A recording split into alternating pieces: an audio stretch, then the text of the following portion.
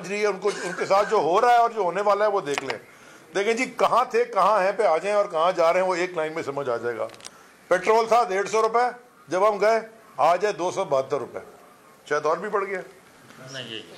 Diesel था 145 रुपए, आज है 280 रुपए। डॉलर था 178 रुपए, आज 270 में अगर मिल रहा है कहीं तो बाजार में लेके दे दे कोई।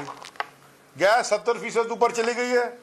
बिजली की कीमत 16 रुपए यूनिट से 44 रुपए यूनिट हो गई, जैसे कि कल असद उमर ने हमें बताया कि जिसका 10,000 बिल आता था उसका 13, अभी जो कल फैसला किया उसी के अंदर 10,000 वाले बिल का 13,000 रुपए अब आएगा। ये जो बढ़ाई है 44 रुपए, ये पिछले 10 महीने के अंदर 170 अरब रुपए के एक्स्ट्रा टैक्सेस। एक्सपोर्ट 7% गिर गई है, यानी कि मुबादला जो आना है वो कम हो गया।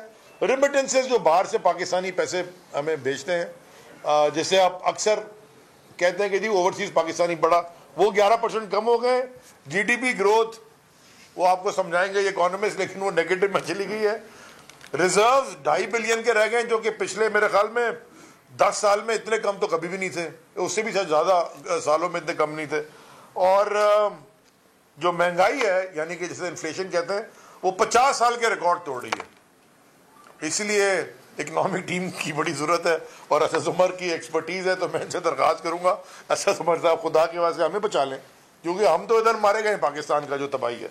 दूसरी जी बात जल्दी से मैंने करनी है, ये बात है ये वुडूनॉमिक्स, ये इसाकदार की, ये पहले भी रह चुकी है। जब हम आए थे 2018 में इसी तरह के हालात थे और 2, 2.5, 3 साल लगे इसको मैनेज करके। कोविड के बावजूद हम एक जगह लेके आए, और कोविड भी जो मैनेज किया था वो भी तहरीक इंसाफ की असद उमर साहब भी हैं और बाकी लोगों के साथ मिलके, जिसमें फौज का भी बड़ा अच्छा हाल था। सब ने मिलके, दुनिया कहती है कि कोविड अच्छा मैनेज किया, और इन्होंने बगैर कोविड के हमारे साथ कोविड से बुरा हाल कर दिया, अल्हम्दुलिल्लाह।